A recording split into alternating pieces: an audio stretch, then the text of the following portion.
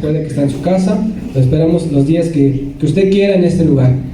Vamos a hacer un pequeño repaso de todo lo que hemos visto. Y para eso hice una pequeña línea del tiempo para recordar lo que hemos estado viendo. ¿Ahí en su lugar alcanza a ver? Y listo, empezamos. En el año 30 después de Cristo empieza la fundación de la Iglesia de Cristo, hermanito. Esa es la primera clase que veíamos.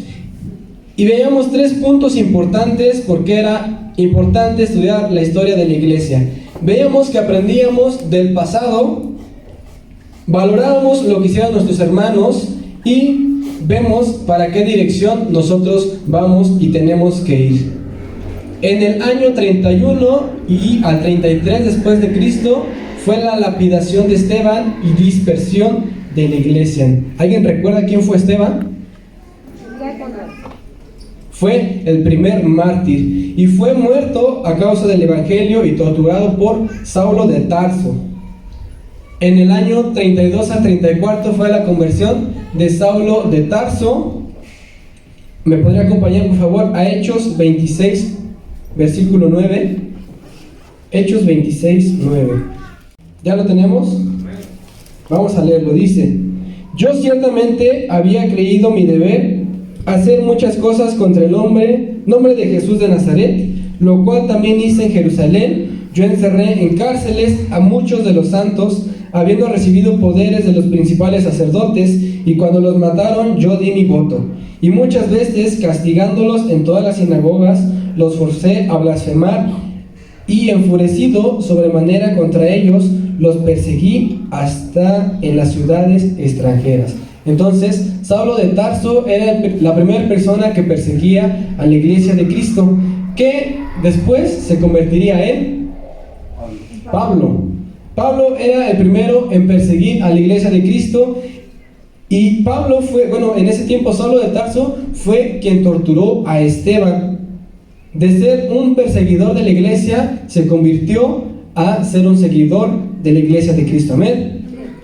Vamos a la línea del tiempo. En el año 35 a 37 después de Cristo fue la primera visita de Pablo a Jerusalén. Y en el año 35 al 40 fue la conversión de Cornelio. ¿Me podría acompañar igual a Hechos 10, versículo 1 y 2? ¿Lo tenemos? ¿Puede darle lectura, por favor?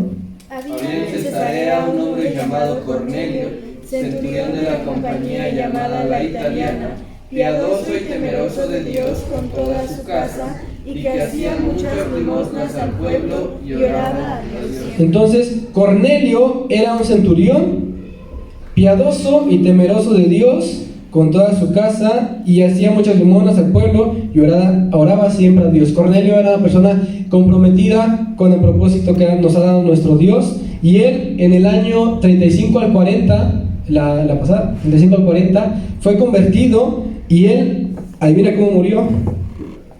¿Alguien sabe cómo murió Cornelio? Murió apedreado por causa del evangelio, hermanito. La siguiente diapositiva, de favor. Vemos que en el año 42 después de Cristo fue la fundación de la primera iglesia gentil en Antioquía. En el año 44 después de Cristo mandaron ayuda a Jerusalén por medio de Pablo y Bernabé. Aquí ya empezaba el capítulo que vimos, que era la expansión de la iglesia. En el año 45 al 48 después de Cristo, Pablo emprende su primer viaje misionero. En el año 50 fue el concilio de Jerusalén. En el año 50 al 53 fue el segundo viaje misionero de Pablo. La siguiente, de favor.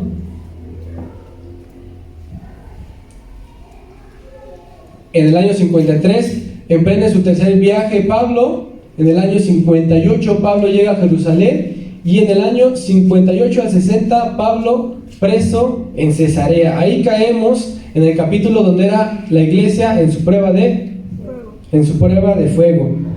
Recordemos, hermanito, que toda esta expansión surgió a través de una idea que fue constante. Y veamos que fue más fácil compartir el evangelio por 3 puntos. Fue posible por su vida evangelística, fue posible por su vida de limpieza espiritual, y fue posible por su vida en el Espíritu Santo. Esos fueron los 3 puntos importantes de esa clase.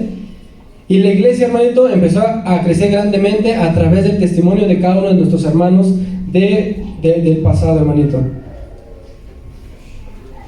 Vemos que en el año 60 al 61 después de Cristo, Pablo fue trasladado a Roma. En el 61 al 63, Pablo fue encarcelado en Roma. La siguiente, de favor. En el 62 fue la muerte de Santiago, hermano del Señor.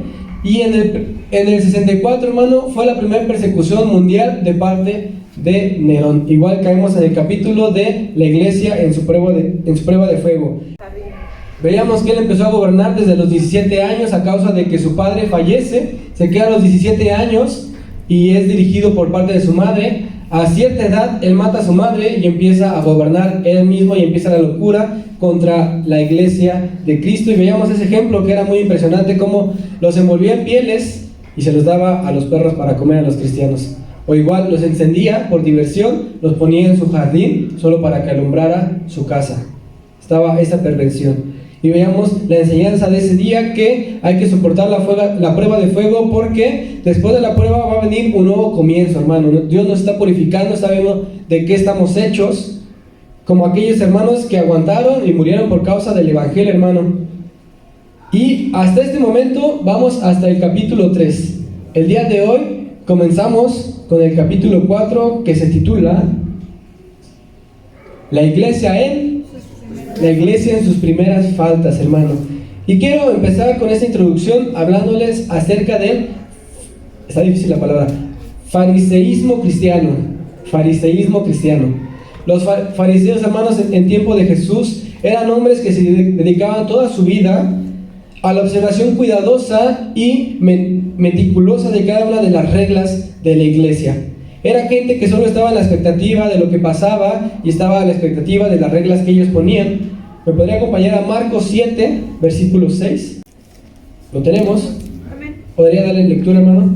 Respondiendo él les dijo: hipócritas, bien profetizó de vosotros Isaías, como está escrito: este pueblo de labios me honra, mas su corazón está lejos. Está lejos. Ahí vemos la definición de fariseo. Cuando un cristiano, hermano, pierde el amor por su Señor, se puede pensar que llevan una religión y no un estilo de vida, porque las cosas la hacen por inercia. El caer en ser fariseo es domingo, me tengo que levantar, tengo que ir a la iglesia. No es que todas las semanas estemos esperando este día para venir a alabar a nuestro Dios, sino que lo hacemos por ámbito, por inercia, por costumbre. En eso estaban cayendo nuestros hermanos de antes. Pregúntale a tu hermano: ¿cómo andas tú? Así, ¿cómo andas tú?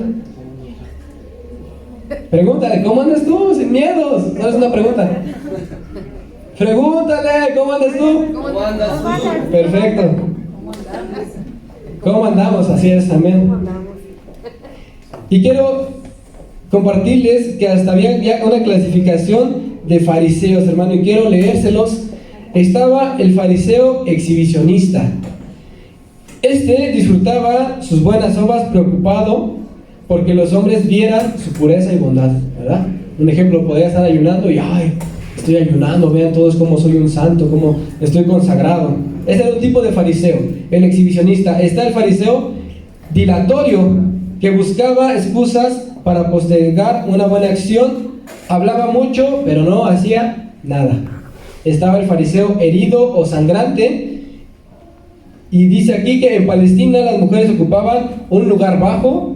Algunos fariseos evitaban verlas en las calles, cerraban los ojos y se golpeaban contra las paredes o cualquier objeto. Estaba el fariseo trastabillante o jorobado. Estos caminaban con una humildad tan osterosa que iban jorobados. Era tanta su humildad que su forma de caminar era así, jorobados. Estaba el fariseo que siempre hacía cuentas o hacía listas. Pasaba su vida contando sus buenas acciones y creía que cada una de sus buenas obras aumentaba la deuda de Dios hacia él. Estaba el fariseo tímido o miedoso, vivía aterrado por el castigo divino, pasaba el tiempo limpiando la parte de afuera de la copa y del plato. Era un fariseo temeroso. Y el último, el fariseo temeroso de Dios, que este era agradado por Dios. Este era el fariseo que amaba a Dios de forma auténtica y se encontraba en su alegría. Había pasado muy poco tiempo que la iglesia estaba establecida, hermano, y el pecado ya estaba tocando a la puerta. La iglesia estaba rodeada de paganismo, estaba rodeado de gente que hacía el pecado y le gustaba hacerlo. Era difícil deshacerse de los cristianos mismos de ese pecado, pues estaban rodeados de todo eso. Imagínense, un ejemplo, yo era alcohólico y me encuentro rodeado de una familia alcohólica que cuando llego a mi casa están tomando. ¿Es difícil dejar ese vicio? Es difícil porque ahí lo tenemos a la mano, está tocando a la puerta y es difícil dejarlo eso. Así le sucedía a nuestros hermanos, estaban rodeados de paganismo, estaban rodeados de costumbres, estaban rodeados de dioses y era difícil dejar ese pecado, hermano. Nuestros hermanos, si querían permanecer, necesitaban dejar todo ese libertinaje que los rodeaba, todas esas costumbres, y tenían que dejar todo eso que les gustaba hacer. Muy difícil, ¿verdad?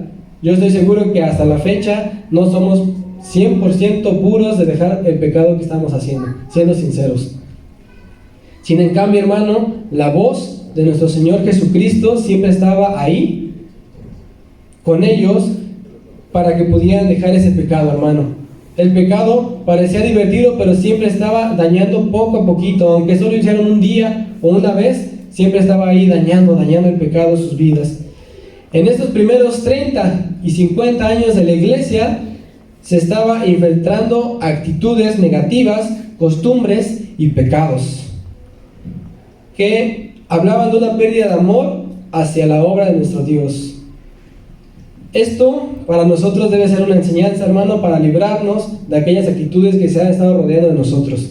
Es la enseñanza que les traigo el día de hoy. Si tú estabas cayendo en algo de eso, veamos la enseñanza que trae nuestro hermano para dejar de hacer estas actitudes. Amén. Denle un fuerte aplauso a nuestro Dios.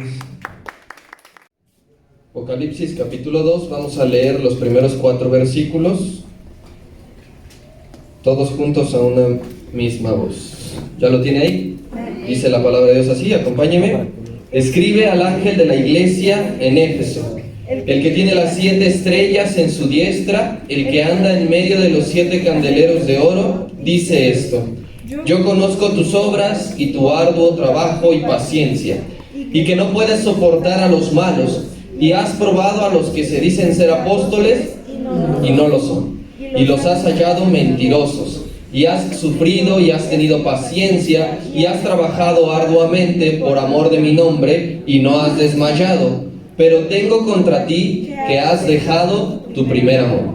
Continuamos entonces, hermano, nosotros viendo el desarrollo de este movimiento cristiano, y le digo, la iglesia, hermano, al igual que cualquier vida humana que usted me diga, seamos nosotros, o sea, una persona de alta clase social, un político, un deportista, cualquier persona, hermano, no es perfecta, y la iglesia tampoco lo es. ¿Estamos de acuerdo? Aún no lo somos, ni como individuos, ni como conjunto. Aún no somos perfectos usted y yo, y por lo tanto la iglesia aún no es perfecta, pero llegará el día en el que se consume esa perfección por medio de Jesucristo. Llegará el día en que usted y yo seamos perfectos. No podríamos ser perfectos y estar delante del Señor, y por lo mismo llegará el día en que la iglesia será perfecta, y entonces sí, nos casaremos con el novio, serán las bodas del Cordero y pasaremos la eternidad. Pero mientras eso llega, mientras llega ese proceso de perfección, pues mostramos equivocaciones continuas. La iglesia, usted y yo, mostramos equivocaciones continuas. Cuando les compartí la introducción de este material, hermanos, dije que una de las razones por las cuales íbamos a estudiar este tema sería conocer cuáles habían sido los fallos de la iglesia en toda la historia, cuáles habían sido las consecuencias de estos errores para intentar no caer en lo mismo. No era conocer sus fallos para criticarlos, no era conocer sus fallos para atacarlos, no eran sus fallos para burlarnos de ellos, sino conocer los fallos que a lo largo de estos siglos ha tenido la iglesia para que los contemporáneos intentemos no repetirlos. Usted y yo, cuando emprendemos algo nuevo, los errores y las equivocaciones se hacen más presentes. Por falta de conocimiento, por falta de experiencia, porque se van aprendiendo mañas y se van adquiriendo malos hábitos.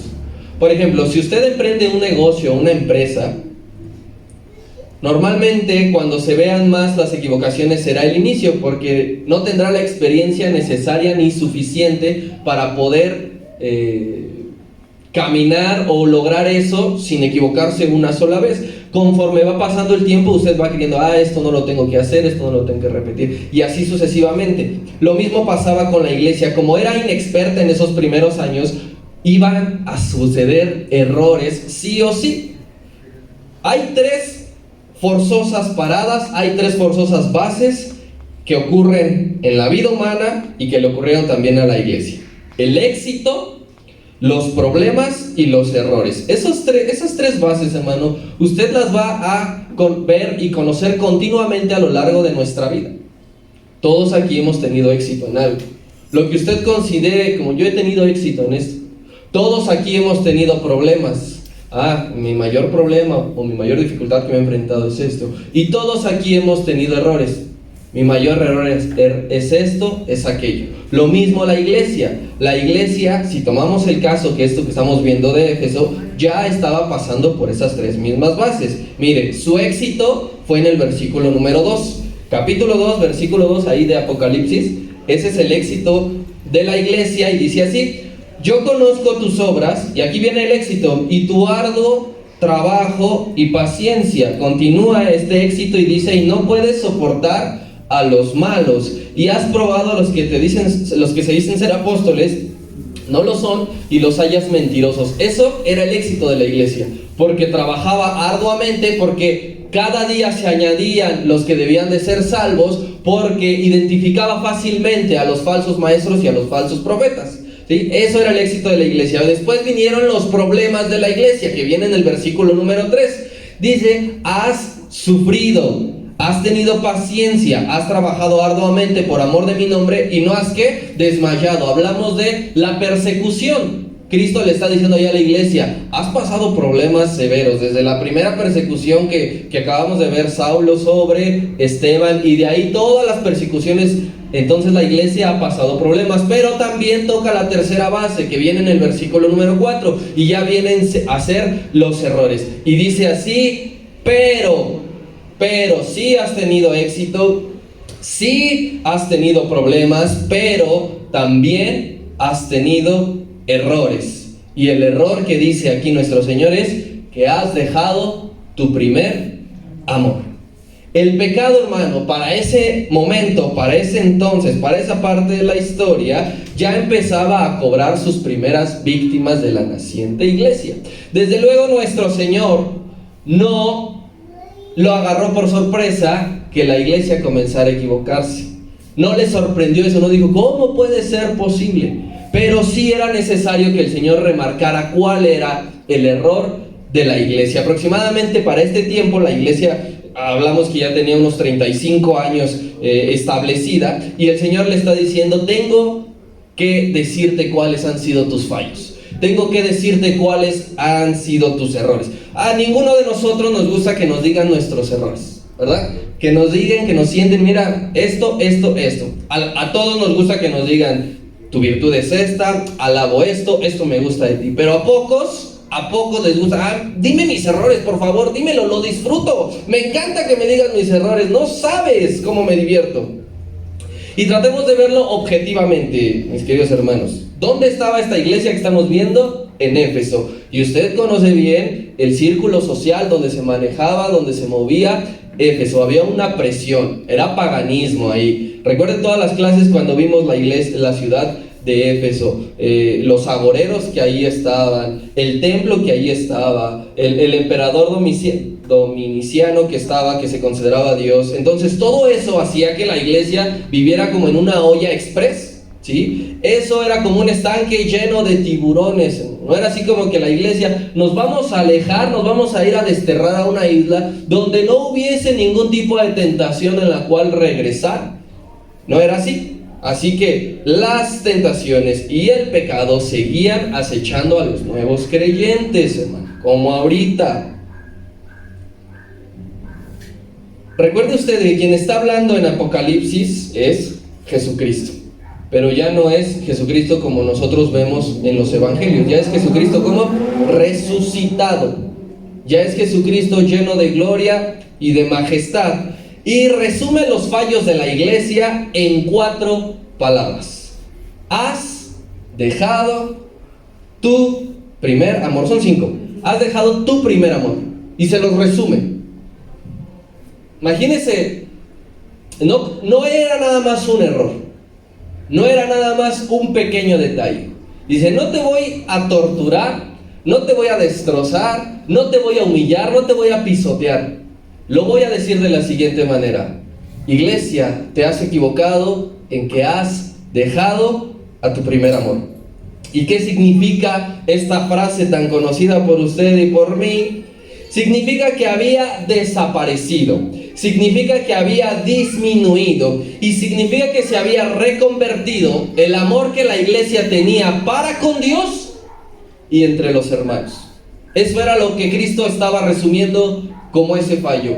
Has cambiado el amor que sentías primeramente hacia mí, el que manifestabas en los primeros tiempos, ha cambiado el amor que tenías para con tus hermanos, como lo manifestabas al inicio. Y en otras palabras, nosotros podemos decirlo de la siguiente manera. Cuando se deja de tener, hermano, una actitud seria respecto al pecado, es un síntoma grave de haber dejado el primer amor. Cuando las personas toman a ligereza el pecado, el que sea, estoy generalizando, cuando lo tomas sin importancia, entonces es un síntoma muy seguro de que hemos dejado y que hemos abandonado nuestro primer amor, que era lo que estaba haciendo la iglesia. Estaba rodeado de pecado. Usted y yo nos codeamos con el pecado todo el tiempo. Estamos codeados, pero que nosotros adoptemos eso, es ahí donde Cristo ya dice: has dejado entonces tu primer amor. Recuerde usted la oración de Juan 17 en el Getsemaní. Dice: es que ellos están en el mundo, dice el Señor. No te pido que los quites del mundo, no te pido que no se codeen con el pecado, pero sí te pido que estés con ellos. Lo mismo sigue sucediendo. Entonces la iglesia no nada más codeó con el pecado, sino que le abrió las puertas y el pecado entró a la iglesia. Así que yo le voy a enseñar en esta mañana 2 señales que marcaron en aquel tiempo y que siguen marcando en este tiempo si hemos o no dejado nuestro primer amor. Y ahí viene la primera señal que aquellos hermanos dejaron de tomar con seriedad. Primera señal que en este tiempo la gente sigue sin tomar en serio, y significa que han dejado su primer amor, y es el detrimento, es decir, la pérdida de su tiempo destinado para congregarse. Esa es la primera señal, la disminución de su tiempo apartado para congregarse. Vaya conmigo al libro de la carta a los Hebreos en su capítulo 10, versículo 23.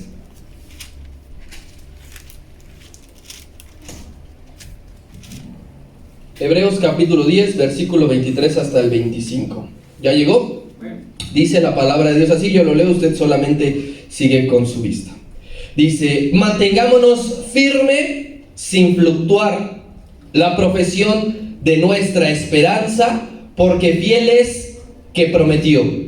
Y considerémonos unos a otros para estimularnos al amor y a las buenas obras, no dejando de congregarnos como algunos tienen por costumbre, sino exhortándonos tanto más cuando veis que aquel día ¿qué? Se acerca.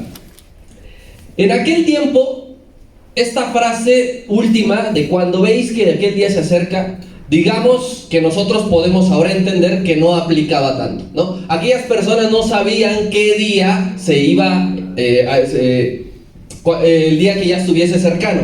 Pero nosotros ya lo podemos ver. Dice, aquella iglesia, el día todavía no estaba cercano. Para nosotros el día ya está cercano. Y dice, cuando el día esté cercano, mucho menos dejen de ¿qué? De congregarse. Mucho menos dejen de reunirse. ¿Qué implica para todos nosotros los que estamos aquí, hermanos, los que pertenecen a la iglesia, esta y las otras, ¿qué implica el hecho de congregarse? Para usted, ¿qué implica el hecho de congregarse? Alguien que diga, para mí el hecho de congregar implica sí o sí esto. Estudiar la palabra de Dios. ¿Qué otra? Así, algo bien básico. Porque yo puedo congregarme a lo mejor y no estudiar la palabra de Dios. Pero ¿qué implica el hecho de que me tenga que congregar? Un compromiso. Tiempo. Yo no me puedo congregar sin estar dentro de la congregación. Yo sé que dentro de la congregación hay horarios, dentro de la iglesia hay horarios establecidos. Si usted viene aquí un lunes a las 4 de la tarde y me voy a congregar, pues no va a encontrar a nadie. Entonces sabe que en la iglesia hay horarios y hay días. El hecho más básico que implica congregarse es destinar un tiempo, un día o días a la semana. Y en este caso, hermano, los judíos tenían su día de reunión. Desde el principio, Dios estableció el día de reposo por 3 causas. Ahorita se las voy a decir. Desde el principio, Dios dijo que había un día apartado para Él. Para el idioma hebreo, hermano, es Shabbat. Ellos tienen su Shabbat, que significa reposo, ¿sí? Y ese equivale al día sábado. Para los judíos de la época aquí y actualmente, ellos respetan el Shabbat. Ellos se reúnen en el Shabbat por 3 causas. Primeramente, porque Dios descansó después de haber hecho toda su obra. Génesis capítulo 2.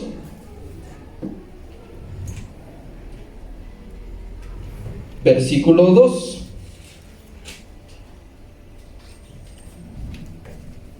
Y dice así: y acabó Dios en el día séptimo la obra que hizo. ¿Y qué hizo? Reposó el día séptimo de toda la obra que hizo. Y dice el 3: y bendijo al día séptimo. ¿Y qué? Lo santificó, porque en él reposó de toda la obra que había hecho la creación. Esa es la primera razón por la cual los judíos se congregan en el Shabbat. Razón 2: porque ese día salieron de Egipto. Deuteronomio capítulo 5.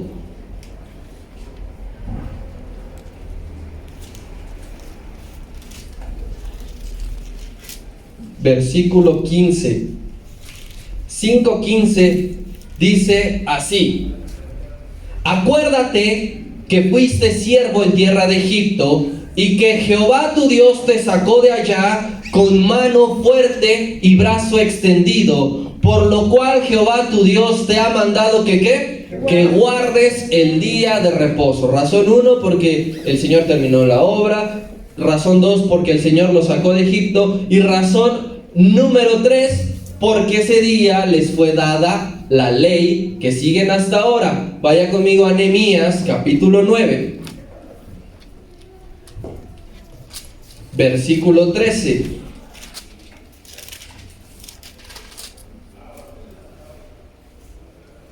Dice así: y sobre el monte de Sinaí descendiste y hablaste con ellos desde el cielo, y les diste juicios rectos, leyes verdaderas y estatutos y mandamientos buenos. Y el 14: y les ordenaste el día de reposo santo para ti, y por mano de Moisés tus siervos les prescribiste mandamientos, estatutos y ¿qué? Y la ley. Entonces, los judíos se congregaban y se congregan en el Shabbat, en el día de reposo, porque Dios descansó de su obra, porque el Señor los sacó de Egipto y porque les fue dada la ley.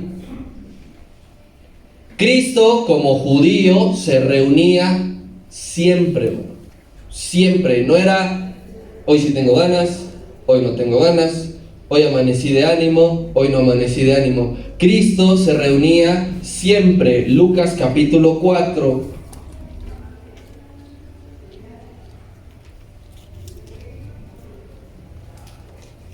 Versículo 16.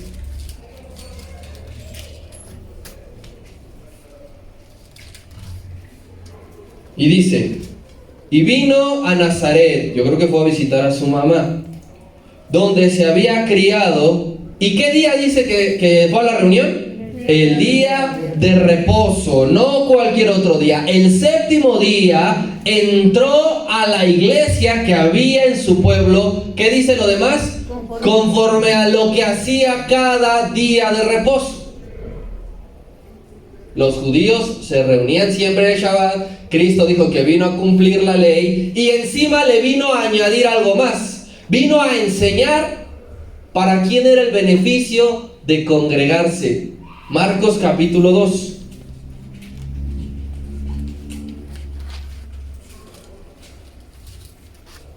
Versículo 27. Y dice así: y también les dijo, y añadió, y cerró la enseñanza: el día de reposo, el día de congregación, fue hecho para beneficio del hombre. Fue hecho para el beneficio del ser humano y no el hombre por causa del día de reposo. Es decir, el día de reposo fue primero para que los hombres nos beneficiáramos de congregarnos, ¿sí? No es que surgió un día de congregación para hacerle un favor al Señor. Él nos hace un favor a nosotros al congregarnos, porque Él está con nosotros, porque Él nos seca las lágrimas, porque Él nos abraza, porque Él nos alimenta. Amén. Eso con respecto a los judíos. Los judíos se congregaban, los judíos se congregan y ese día lo respetan demasiado, muchísimo, ¿sí? Ahora, con respecto a los cristianos, recuerde que eran israelitas o hebreos de nacionalidad, que anteriormente muchos de ellos practicaban el judaísmo, pero habían creído en Cristo. Entonces habían salido del judaísmo para pasarse al cristianismo. Y aquí surge, hermano, una de las grandes disputas con los judíos de aquel tiempo, con los judíos ortodoxos de hoy día, con los judíos mesiánicos, con los adventistas. Ellos son del séptimo día. Ellos siguen diciendo que el día de reunión es el Shabbat, el séptimo día, ¿sí? Ya hablamos anteriormente, yo les mencioné la disputa que se tenía con los católicos con respecto a la concepción de Pedro, ¿sí? De cómo ellos lo enaltecen demasiado, y ahora esta disputa con respecto a estos judíos. Existe entonces los adventistas, es una corriente que ha surgido que se llama la del séptimo día, que ese día se reúnen también. Y los cristianos, hermano, ¿por qué hay una disputa? Porque los cristianos comenzaron a reunirse el primer día de la semana, no el séptimo, como venía manejando toda la costumbre, como lo dictaba la ley. Y eso todavía acrecentó los problemas entre unos y otros, porque se decían, y todavía se dicen, que nosotros los cristianos no respetamos el día señalado, el día establecido, el día de congregación, ¿sí? Pero había también, así como le mencioné las tres características del por qué los judíos se reunían el séptimo día, también hay características del por qué los cristianos nos reunimos el primer día de la semana, como señal de diferencia entre unos y otros. Primero veamos y establezcamos cómo los cristianos se reunían el primer día de la semana. Hechos capítulo 20.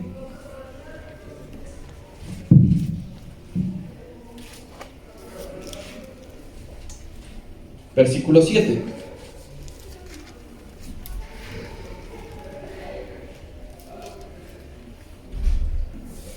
Dice, si usted lea fuerte la primera frase hasta la coma.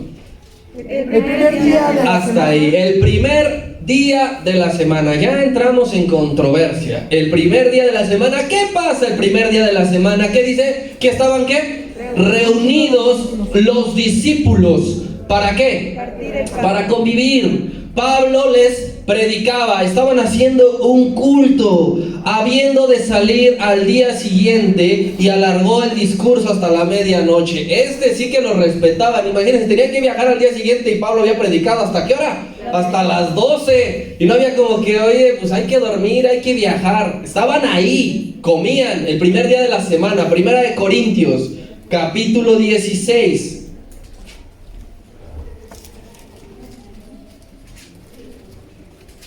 versículo 2. Y aquí ya se establece como fecha fija. Igualmente usted lea la primera frase. Cada primer día de la semana. Cada primer día de la semana. Esto se quedó fijo. Cada primer día de la semana. Cada uno de ustedes ponga aparte algo. Está hablando aquí de la ofrenda monetaria, según como le haya ido en la semana.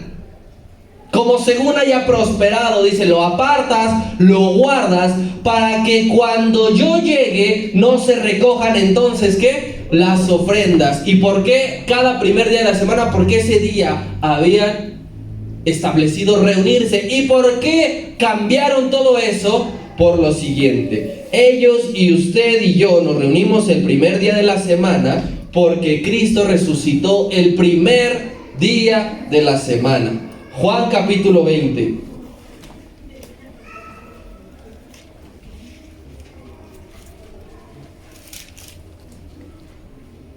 Versículo número 1. Dice así, igualmente usted lea fuerte hasta la coma de la primera frase. El primer día de la semana, María Magdalena fue de mañana, siendo aún oscuro, al sepulcro y vio quitada la piedra del sepulcro. Y usted ya sabe qué ocurrió después.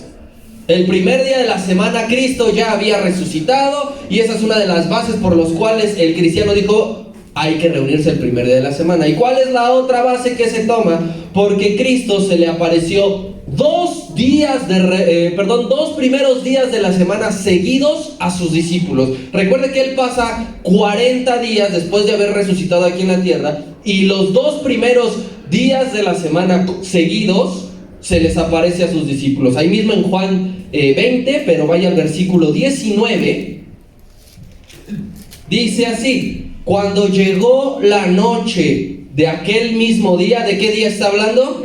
El primero de la semana. Y usted puede leer en casa lo siguiente: Jesús se le apareció. Y vea el segundo primer día de la semana, después de resucitar, en el versículo 26, dice 8 días después. ¿Y cuánto es 8 días después? O sea, al siguiente primer día de la semana, otra vez sus discípulos ya estaban reunidos, estaban dentro. Sí, pero en esa ocasión, porque tenían miedito, pero dijeron: vamos a reunirnos el primer día de la semana. Una, como diferencia con respecto a judíos, que ellos lo hacen el séptimo, el sábado, y también porque Cristo resucitó ese día y porque Él se nos apareció 2 primeros días de la semana. El punto aquí es que nunca se dejaron de congregar ni de reunir.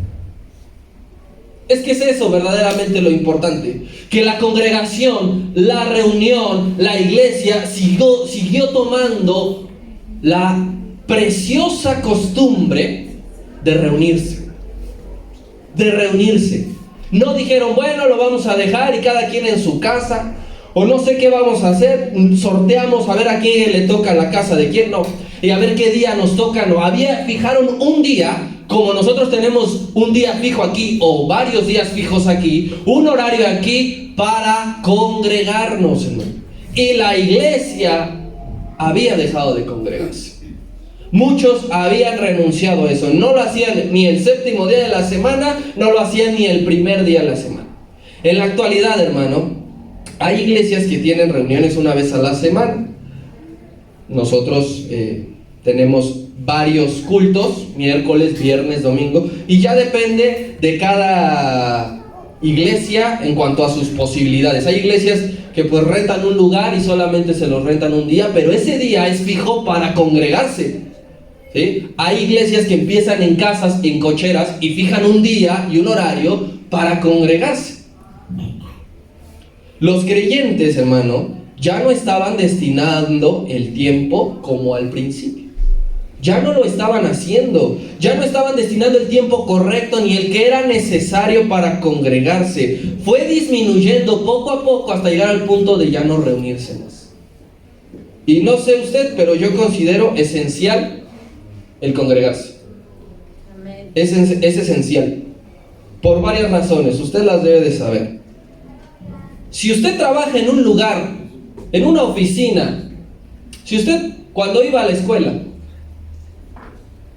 se burlan de Dios, lo blasfeman, lo critican, le avientan un montón de mugres, usted anhela llegar a un lugar donde coincida con personas que creen lo mismo que usted, ¿sí o no? Y eso no lo va a encontrar en el parque. Usted dice, anhelo reunirme porque hay veces que ya no aguanto la presión de que el mundo y la ciencia se empecinan en demostrar que Dios no existe, y yo necesito mi grupo de hermanos que cree lo mismo que yo para adorar al Señor, que sabemos que sí existe. Amén. Yo también, hermano, siempre he creído y pensado que el hecho de apartar y de destinar tiempo para congregarse es lo más fácil que podemos hacer como cristianos.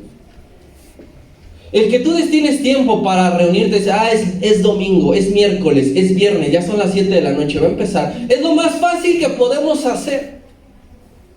Es lo más sencillo como cristianos el decir, me voy a ir a congregar. ¿Por qué? Porque no representa ningún esfuerzo sobrehumano venir a congregarse aquí.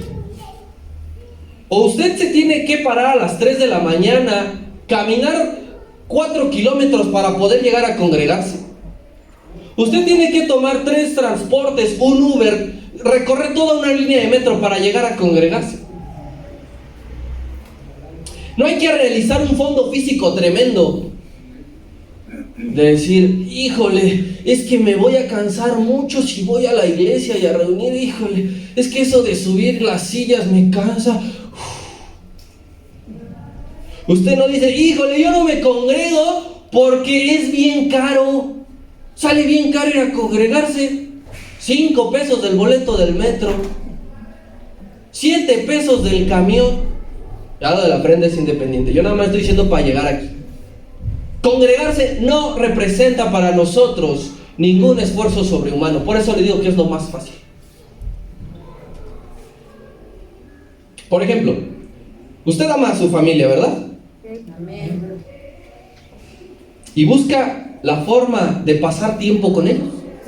Es trabajo toda la semana, pero se busca un espacio, un par de horas, ver una película, ir a comer rápidamente al puesto de tacos de la esquina, no sé, pero se hace el tiempo. ¿Usted ama hacer alguna actividad aquí? ¿Sí? Física o de hobby o de desestrés. ¿Se busca el tiempo para hacerla, sí o no? Sí. ¿Por qué? Porque destinar tiempo es una forma de demostrar amor. Con el simple hecho de que usted destine tiempo para congregarse, mínimamente ya le está mostrando a Dios que lo ama. Y los cristianos lo estaban dejando de hacer. Se estaban dejando de congregar. Y ojo aquí, hermano, y no solo es estar 2 horas a la semana, sino que de la mano de congregarse va el cómo venimos y qué actitud ponemos. Porque eso también va inmerso en congregarse. Volvamos a lo mismo aquí. Mire, yo intento jugar fútbol los sábados, ya no hago el ridículo. Pero yo a mi partido, que es a las 10 de la mañana, y Ariel dice que sí, porque sí es cierto. Pero yo a mi partido, que es todos los sábados a las 10 de la mañana, no voy a llevar estos zapatos. Si por sí me caigo. Pero imagínense si llevo esto. Yo no voy, ya llegué a jugar, póngame de titular, aquí traigo mis zapatos de suela de cuero. Mientras está el partido, yo no estoy. Pásale, ganar. Entonces por eso le digo, el hecho de congregarse también implica cómo venimos y cómo estamos. Y los cristianos, había quien ya no iba y había quien estaba, pero vaya a saber cómo estaba. Y por eso el Señor le está diciendo, me estoy dando cuenta que ustedes han dejado su primer amor porque han dejado de congregarse y se están congregando mal. El día de reunión, hermano, que es hoy, venimos muy seguido en la siguiente actitud que yo le voy a mostrar. Venimos hasta sin Biblia. Nos hemos mal acostumbrado a traer la Biblia electrónica.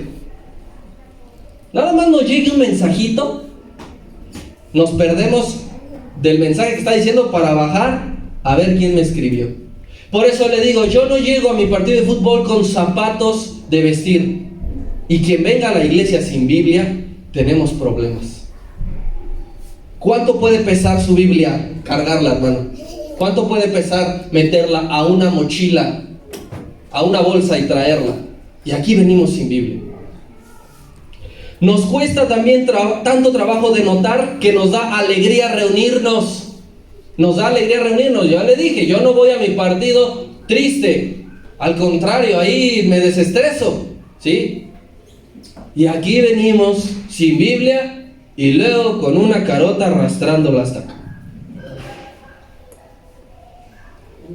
Todo eso es parte del has dejado tu primer amor. Es parte, has dejado tu primer amor. ¿Te dejas de congregar o cómo te estás congregando? Y hablando de esa época, hermano, le digo ahora lo siguiente. Si bien es cierto que la pandemia vino a toda la humanidad a trastocar nuestra interacción social, la pandemia lo hizo, la tendencia a congregarse ya iba, mire, a la baja. Y la pandemia lo que hizo simplemente fue agravarla. Lo que hizo fue agravarla. El efecto que tuvo la conectividad, que tiene la conectividad global, las nuevas tecnologías, fungió como una solución momentánea, porque no podía haber grupos de mayores de 30 o 50 personas en un inicio, cuando el foco estaba lo más rojo posible. Y entonces fue una solución el conectarse mientras estaba la crisis sanitaria. Pero hay quienes les gustó el método y lo adoptaron. Y dijeron, ya no es necesario irse a congregar, ya no es necesario irse a reunir, ya no es necesario. Y yo se lo comento, no porque usted lo haga, porque todos los de aquí yo los veo toda la semana, siempre. Pero ver videos en YouTube no es congregarse. YouTube no es una iglesia mundial, hermano. Dice, bueno, no voy a ir a la iglesia porque tengo frío, pero voy a poner la predicación de tal hermano que dura lo mismo y el Señor sobrepasa la cámara y aquí estamos él y yo. Por eso le digo y le aclaré que el hecho de congregarse no tenía nada más que ver con Dios, tenía que ver con sus hermanos. Y Dios les estaba diciendo, con sus hermanos también ha ido en detrimento su tiempo de congregar. Quizá ese día te toca trabajar, quizá ese día te enfermaste. Ese no es el punto. El punto es que cuando se le resta la importancia y el valor a congregarse, pensando, no es fundamental, no es necesario, no es tan importante, no tenemos que hacerlo siempre, Dios sabe que lo amo. Cuando tenemos ese pensamiento, es el comienzo de dejar el primer amor. Ese es el comienzo. Alguien que me diga su hora por ahí, por favor, porque yo aquí tengo una hora. 5 para 3. Me voy a ir, hermano, al segundo punto, pero de bolón. Y mis hermanos ya se van preparando. Entonces, el primer punto, como señal clara de que hemos dejado el primer amor, es cómo conseguimos el congregarnos y cómo nos estamos congregando. Y el segundo punto es la pérdida de la reverencia. Pérdida de la reverencia. Primera de Corintios capítulo 11.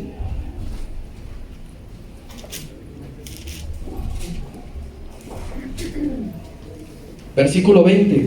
Vámonos, pero rápido. Dice así: pues toleráis si alguno... no, esa es la segunda, perdón.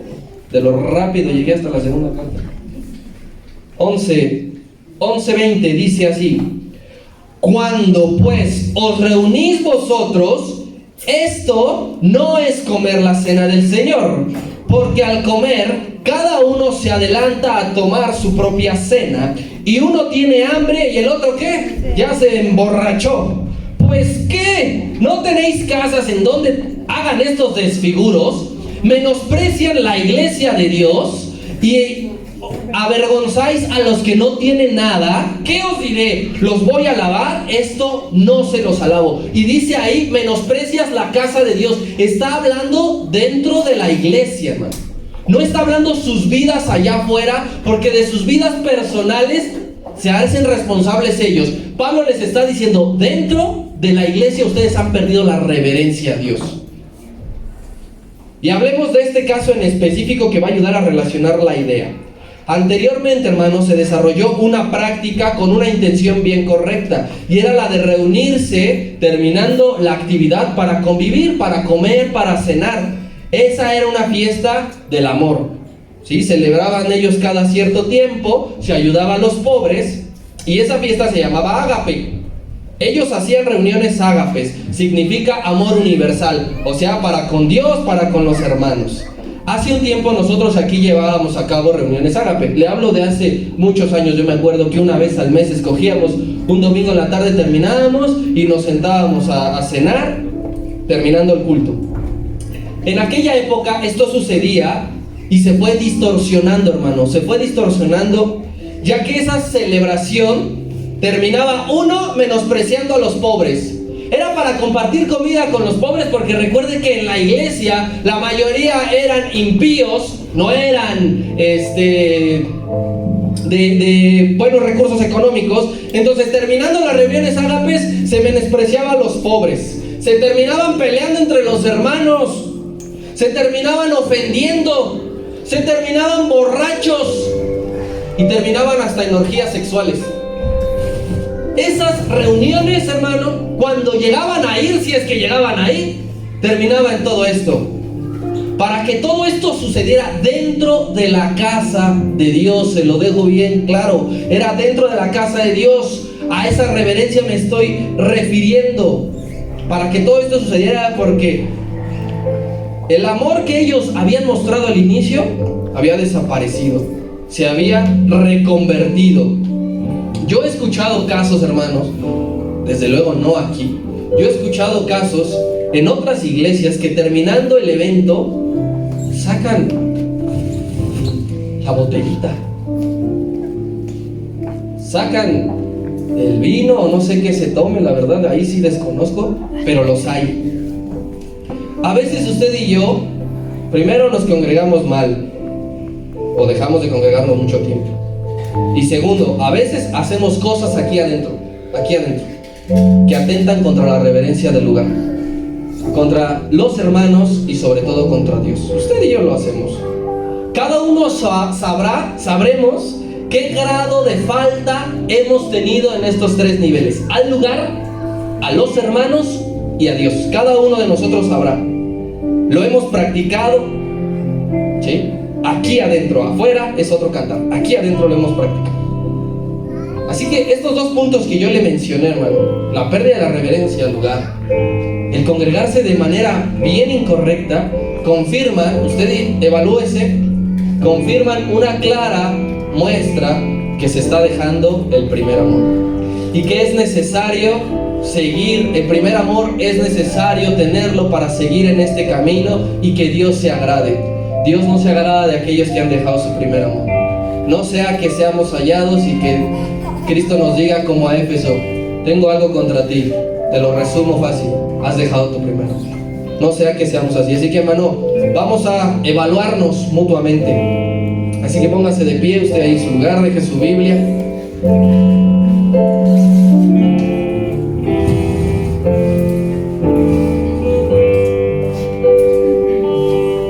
Quiero que primeramente, a manera general, le pidamos perdón a Dios si Él considera que hemos dejado nuestro primer amor.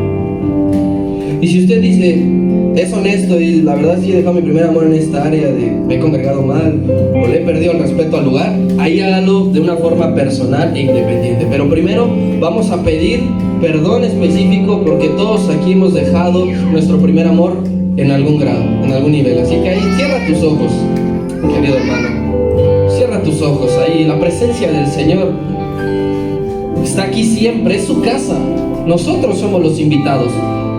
La presencia de Dios fluye aquí en medio de este sitio. Y dile ahí al Señor, sé honesto con Él, dile: he sido hallado falto como la iglesia de Éfeso, Señor, porque he dejado mi primer amor. No sé cuántos años tengas tú de congregarte ni de creer, no sé, pero haz una evaluación ahí rápida y di: antes destinaba tanto tiempo, antes para mí este lugar significaba esto, y si ahora ya no es el tiempo de antes, si ahora ya no representa ni impone lo que antes, es ahí donde hay que pedirle perdón al Señor. Así que, Señor, nos presentamos ante ti como iglesia, embajadores de Cristo a las naciones. Porque si en nuestra evaluación se nos dice, has dejado tu primer amor, es porque nos hemos congregado mal o nos hemos dejado de congregar. Porque no le he dado el valor, porque he perdido el valor, el sentido de congregar, porque ya no encuentro yo la motivación de congregarme. Y eso está mal, Señor. Eso no es lo correcto, eso no está bien. Yo necesito venir aquí contento, alegre, expectante, porque tú estás aquí siempre, porque todo el tiempo haces cosas nuevas, Señor, porque tu presencia, Señor, es la que nos atrae. No me atrae la costumbre, no me trae nadie obligado de ya párate, es la hora de congregarte. Te dije que si querías que te comprara tal cosa tenías que ir a la iglesia. Yo vengo aquí por amor, yo vengo aquí porque te amo, Señor, y si no ha sido así, perdóname. No me importa si paso al frente, no me importa si tengo 20, 30 años de conocer del Evangelio. Si he dejado mi primer amor, perdóname. Perdona esta iglesia si hemos abandonado eso, Señor, porque es necesario. Es necesario. He preferido hacer otras cosas, viviendo bien cerca. No me he querido esforzar, no he querido dar más. Para otras cosas sí he imprimido mayor desgaste, he invertido económicamente, he invertido físicamente, y para estar aquí no lo he podido hacer. Y he puesto miles de pretextos he puesto. Lo reconozco, Señor, en mi corazón. ¿Qué es lo que le he dicho a los hermanos? No, ¿qué crees que no puedo venir? Porque fíjate que lo reconozco, Señor, que he mentido. He mentido para no estar aquí. He inventado que tengo ciertos compromisos. He inventado que tengo que ir a tal lugar y no es cierto, con tal de no estar. Perdónanos, Señor. Perdónanos, pero que se vea un cambio a partir de hoy, Señor. Entre semanas, si puedes venir, hermano, hazlo. Si tienes el tiempo, hazlo. Si tienes el amor, hazlo. No negocies el congregarte por otra cosa. No lo negocies. Porque el beneficio, lo dijo Cristo, es para los hombres. Es para los hombres y mujeres pecadores como tú y yo. Este es un lugar de refugio. No vas a encontrar un lugar así en otro lado. No desgastes tu tiempo en otro lado. No desgastes tu vida en otro lado. No seas de la idea de decir no es tan importante congregarse. Eso es una mentira. Eso es un engaño en tu corazón y en tu mente. Levántate temprano, acuéstate temprano para que al día siguiente estemos aquí con la actitud correcta. Y Señor, también reconozco que le he perdido el respeto a este lugar, porque nadie me ve, porque he pensado es que nadie me ve, nadie me está viendo. ¿Quién podrá darse cuenta aún dentro de este lugar? Hemos hecho cosas incorrectas, hemos dicho cosas incorrectas que quizás solamente tú has visto, Señor, pero me basta, el que me importa que me vea eres tú. Así que perdona, Señor, si no respeto el altar, si no he respetado el altar, si hay cosas que atentan contra el temor de mis hermanos y contra ti, Señor. Queremos ser una iglesia distinta, que estas lecciones y estas clases nos sirvan, Señor, para mejorar como iglesia. Pule, Señor, nuestros errores. Pule, Señor, esos detalles que por años quizá hemos